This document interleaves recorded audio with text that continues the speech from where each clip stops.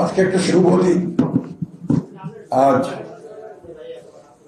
আমাদের সনাতন ধর্মাবলম্বী ভাইদের আজকে দীপাবলি, শুভ দীপাবলি। তাই আপনারা আমার ব্যক্তিগত পক্ষ থেকে, আমার দলের পক্ষ থেকে, আমার দলের চেয়ারপারসন বেগম খালেদা পক্ষ থেকে, দলের ভারপ্রাপ্ত চেয়ারম্যান জনাব তারেক রহমান তরফ থেকে শুভ দীপাবলির অভিনন্দন এবং শুভেচ্ছা জানাচ্ছি। আরো আনন্দ দিন এই জন্য যে আজকে এই দিনটিতে আপনারা আমাদের সঙ্গে সরাসরি যোগ দিচ্ছেন, সেই জন্য আপনাদেরকে আন্তরিকভাবে অভিনন্দন ও শুভেচ্ছা জানাচ্ছি। আমরা আমাদের দলে আপনাদেরকে বরণ করে নিচ্ছি। প্রিয় বন্ধুগণ, বাংলাদেশের জন্ম হয়েছিল 1971 সালে একটা স্বাধীনতা যুদ্ধের মধ্য দিয়ে, এবং সেই স্বাধীনতা যুদ্ধের যিনি ঘোষণা দিয়েছিলেন তিনি ছিলেন শহীদ প্রেসিডেন্ট জিয়া রহমান। তারপরে তিনি যুদ্ধ করেছিলেন। আমরা হিন্দু, মুসলমান, বৌদ্ধ, খ্রিস্টান সমস্ত একসাথে দীর্ঘ 9 মাস আমরা যুদ্ধ করেছি, লড়াই করেছি। লক্ষ লক্ষ মানুষ আমাদের প্রাণ দিয়েছে এবং প্রায় 1 কোটি মানুষ উদ্বাস্তু হয়েছে, তারা শরণার্থী হয়েছে, দেশ ছেড়ে ভারতে চলে যেতে বাধ্য হয়েছে। 9 মাস সেই ক্যাম্পগুলোতে মানবতার জীবন যাপন করেছে। আমিও তাদের মধ্যে একজন ছিলাম। আমি মুক্তিযুদ্ধে বন্ধুগণ, বিভিন্ন কারণে, সাম্প্রদায়িক কারণে, জিওপলিটিক্সের কারণে, দেশে দেশে সমস্যার কারণে, জাতিভেদ, বিভিন্ন সমস্যা, রাজনীতির কূটচক্রের কারণে আমাদের মধ্যে মানুষের অনেক বিভেদ সৃষ্টি করার চেষ্টা করা হয়েছে, আমাদের মধ্যে বিবাহের সৃষ্টি করার চেষ্টা করা হয়েছে। কিন্তু আমরা বরাবরই আমাদের দলের যে আপনার যে দর্শন, অর্থাৎ বাংলাদেশি জাতীয়তাবাদ, সেই দর্শন নিয়ে আমরা কিন্তু বাংলাদেশে সকল ধর্মের মানুষকে একতাবদ্ধ করার কথা বারবার বলেছি। আমাদের যে ফ্রন্টের যিনি চেয়ারম্যান বিজয় বাবু বলেছেন, আমরা বাংলাদেশে আমাদের যে বাংলাদেশি জাতীয়তাবাদের যে দর্শন, সেই দর্শনের মূল কথাই হচ্ছে যে আমরা সকল ধর্মের মানুষকে নিয়ে একসাথে বাংলাদেশকে সত্যিকার অর্থেই একটা অসাম্প্রদায়িক বাংলাদেশ হিসেবে আমরা গড়ে তুলতে চাই। এখন নিশ্চয়ই আমাদের দেশের বেগম খালেদা জিয়ার তার 2016 সালে তিনি একটা কর্মসূচি দিয়েছিলেন ভিশন 2030, অর্থাৎ 2030 সালে বাংলাদেশকে আমরা কেমন দেখতে চাই তার উপর তিনি একটা প্রস্তাব দিয়েছিলেন অনেকগুলো। তার মধ্যে একটা প্রস্তাব ছিল যে বাংলাদেশকে তিনি একটা রেইনবো স্টেট হিসেবে দেখতে চান, অর্থাৎ রংধনু একটা রাষ্ট্র হিসেবে দেখতে চান। রংধনুটা যেখানে অনেক রং থাকে, একসাথে মিলে যায়, এটাই একটা রংধনু, অনেকগুলো রঙের একসাথে সমাহার। ঠিক একইভাবে আমাদের যে কথাটা আমরা বলি যে শত ফুল ফুটবে, সেই শত ফুলের যে একটা সৌরভ সেই বাগান থেকে বেরিয়ে আসবে, সেটাই হচ্ছে বাংলাদেশি জাতীয়তাবাদ।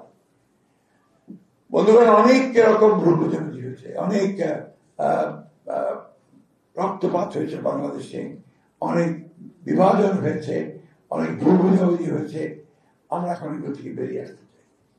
গত 15 বছর ফ্যাসিস্ট সরকার বাংলাদেশের অর্থনীতি, বাংলাদেশের রাজনৈতিক কাঠামো সবকিছুকে প্রায় ধ্বংস করে ফেলেছে। আমরা সেই ধ্বংসস্তূপ থেকে একটা নতুন বাংলাদেশ তৈরি করতে চাই, এবং এই কথা আমাদের চেয়ারপারসন দেশনেত্রী বেগম খালেদা জিয়া 5 তারিখেই রাতেই তিনি সেটা একটা ছোট্ট একটা বাণীর মধ্য দিয়ে বলেছিলেন যে আমরা এই দেশে আর প্রতিশোধ, প্রতিহিংসা চাই না, আমরা ভালোবাসার মধ্য দিয়ে মানুষকে জয় করে বিভাজনের রাজনীতিকে জয় দিয়ে একটা ঐক্যের রাজনীতি সৃষ্টি করতে চাই। সেটাই হচ্ছে মূল কথা। আজকে অনেকে অনেক কথা বলবে, স্বার্থের কথা বলবে, এবং বলছেও আমরা রাজনৈতিক দলগুলো বিভিন্ন কথা বলছি, এখন আমাদের দল কষাকষি করছি, এখন আমাদের স্বার্থগুলো সামনে এসে গেছে, কোনটাকে মেনে নেবো কোনটাকে মেনে নেবো না, তাই না? কেউ বলছি যে আপনার আরপি করতে হবে, পিয়ার করতে হবে, কেউ বলছে না পিয়ার করা যাবে না। আমরা ওই সমস্ত পথে যেতে চাই না। আমরা 1971 সালে যে বাংলাদেশ তৈরি করেছিলাম, যে বাংলাদেশের স্বপ্ন দেখেছিলাম, এবং 2024 সালে 5ই জুলাই আমরা 5ই আগস্ট 36 দিন আমরা জুলাই যুদ্ধ করি আমরা। 5ই আগস্ট যে নতুন একটা বাংলাদেশের স্বপ্ন দেখে আমরা নতুন বাংলাদেশে আবির্ভূত হলাম, সেই বাংলাদেশকে আমি নির্মাণ করতে চাই। এখানে আমি অবশ্যই আজকে আমাদের শহীদদের প্রতি শ্রদ্ধা জানাবো।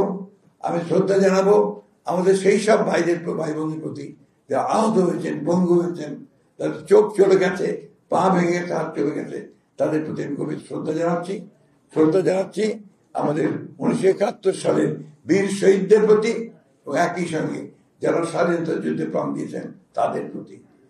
আসুন আজকে আমাদের কপিল বাবু, আমাদের অজিত বাবু, সোমনাথ বাবু এবং অন্যান্য সোমেন যে কথাগুলো বললেন, আপনারা এখানে সবাই উপস্থিত আছেন।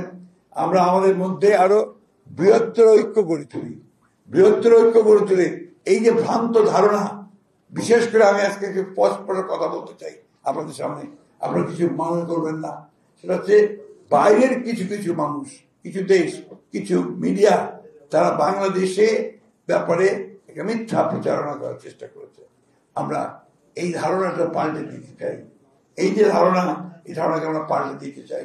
আপনারা দেখেছেন যে গত দুর্গা পূজায় এবং তারও আগে দুর্গা পূজায় আমাদের বিএনপির মানুষেরা আপনাদের প্রতিটি মণ্ডপে, পূজার মণ্ডপে আপনাদের মাঝে কিন্তু গেছে, আপনাদের সঙ্গে বন্ধুত্বের সম্পর্ক তুলে চলেছে, আপনাদের পাশে গিয়ে দাঁড়িয়েছে। আমার নিজের এলাকা ঠাকুরগাঁ এলাকা, আপনারা জানেন বোধ হয়, এই ঠাকুরগাঁতে আমার যে কনস্টিটুয়েন্সি, সেই কনস্টিটুয়েন্সি আপনাদের ভাইদের সংখ্যা হচ্ছে 1,25,000। 265টা পূজা মণ্ডপ আছে। প্রতিটি মণ্ডপে আমাদের দলের সদস্যরা গেছেন এবং আমরা সেখানে তাদের সঙ্গে তাদের যে আনন্দ সেটাকে ভাগ করে নিয়েছি। আজকে সময়টা অত্যন্ত কঠিন, আমরা বলতে আমার এত দ্বিধা নেই। কিছু মানুষ চেষ্টা করছে আমাদের যে 1971 সালের স্বাধীনতা যুদ্ধে আমরা যে দেশ তৈরি করেছি, তার যে ঐক্য সৃষ্টি করেছি, 24-এর এই বিপ্লবে যে ঐক্য সৃষ্টি করেছি, সে ঐক্যের মধ্যে ভাঙন ধরাতে চায়, বিভিন্ন রকম কথা বলে, বিভিন্ন রকম কর্ম করে ভাঙন ধরাতে চায়। আমরা অত্যন্ত সচেতন ভাবে এই ভাঙনের বিপক্ষে। আমরা বাংলাদেশে এক, আমরা সকল মানুষ এখানে যারা বাস করি ভূখণ্ডে, তারা আমরা সবাই এক, এবং এই ভূখণ্ডে বসবাস করি হিন্দু, মুসলমান, বৌদ্ধ, খ্রিস্টান এবং চাকমা, মারমা, উড়াও সবাই আমরা একই সঙ্গে শান্তিতে বসবাস করতে চাই। শান্তিতে আমাদের বিকাশ চাই। আমাদের প্রতিটি সম্প্রদায়ের ছেলে মেয়েরা যেন লেখাপড়ার সুযোগ পায়, স্বাস্থ্য সেবার সুযোগ পায়, কর্মসংস্থানের সুযোগ পায়, সেটাকে আমরা নিশ্চিত করতে চাই। আপনারা নিশ্চয়ই দেখেছেন যে আমাদের ভারপ্রাপ্ত চেয়ারম্যান সাহেব 2022 সালে যে 31 দফা দিয়েছিলেন, সেই 31 দফার মধ্যে কিন্তু এই কথাগুলো খুব পরিষ্কার করে উল্লেখ করা আছে। আমরা সেই নেতা দেখতে চাই না যে নেতা আমাদেরকে ফেলে পালিয়ে যাবে, আমাদেরকে বিপদে ফেলে। আমরা সেই নেতাকে চাই যে যে কোনো মুহূর্তে সবাইকে নিয়ে সামনে দাঁড়িয়ে নেতৃত্ব দেবে। এই বিষয়গুলো আমরা অত্যন্ত গুরুত্বের সঙ্গে বিবেচনা করতে চাই। আমি সেই কথা বলি, আজকে কপিল এবং সোমনাথ বাবুর সঙ্গে আমার প্রথম কথা হয়, তারপরে আমরা আলোচনার মাধ্যমে আজকে এখানে উপস্থিত হয়েছি, প্রেস কনফারেন্স করেছি। আমরা অতি শীঘ্র সম্ভবত 2 সপ্তাহের মধ্যেই আমাদের ইউনিভার্সিটিতে আমাকে কপিল বলেছে, সোমনাথ বাবু বলেছেন যে আমরা একটা বৃহত্তর সমাবেশ করব আপনাদের সম্প্রদায়ের মানুষদের সঙ্গে। সে বৃহত্তর সমাবেশে আমাদের ভারপ্রাপ্ত চেয়ারম্যান ভার্চুয়ালি আপনাদের সঙ্গে নিশ্চয়ই, এবং আপনাদের আমরা এটুকু নিশ্চয়তা দিতে পারি যে আজ থেকে, এই মুহূর্ত থেকে আপনাদের সমস্ত সুখ দুঃখের ব্যাপারে আমরা সজাগ সচেতন থাকবো। একটা অনুরোধ করবো, কপিলবাবু আছেন, সোমনাথবাবু আছেন, আপনারা আমাদেরকে জানাবেন যেন আমরা আপনাদের সাথে দাঁড়াতে পারি। আরেকটা কথা পরিষ্কার করে সরকারের উদ্দেশ্যে বলতে চাই, বিশেষ করে আপনার সরকার আইন শৃঙ্খলা রক্ষাকারী বাহিনীতে, আমরা দেখতে চাই না যে আপনারা আমাদের এই সংখ্যালঘু সম্প্রদায়ের মানুষদের কোন রকম বিপদের মধ্যে ফেলছেন, কোন রকম তাদের জন্য ঝুঁকি তৈরি করছেন বা কোন রকম সমস্যা তৈরি করছেন। এটা আমি খুব স্পষ্টভাবে আপনাদের উদ্দেশ্যে আজকে বলতে চাই।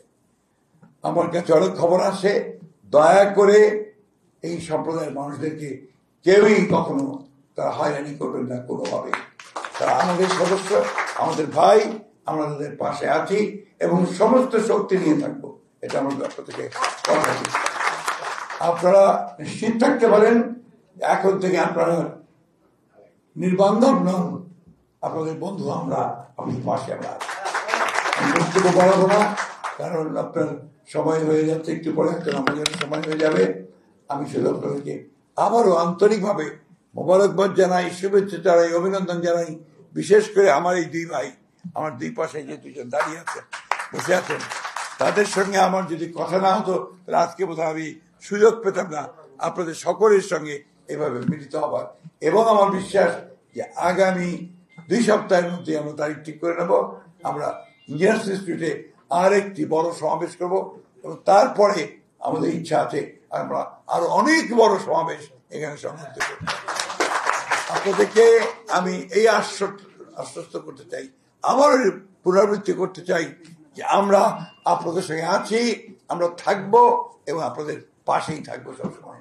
ধন্যবাদ আপনাদেরকে, আবারও দীপাবলির শুভেচ্ছা জানিয়ে বক্তব্য শেষ করছি।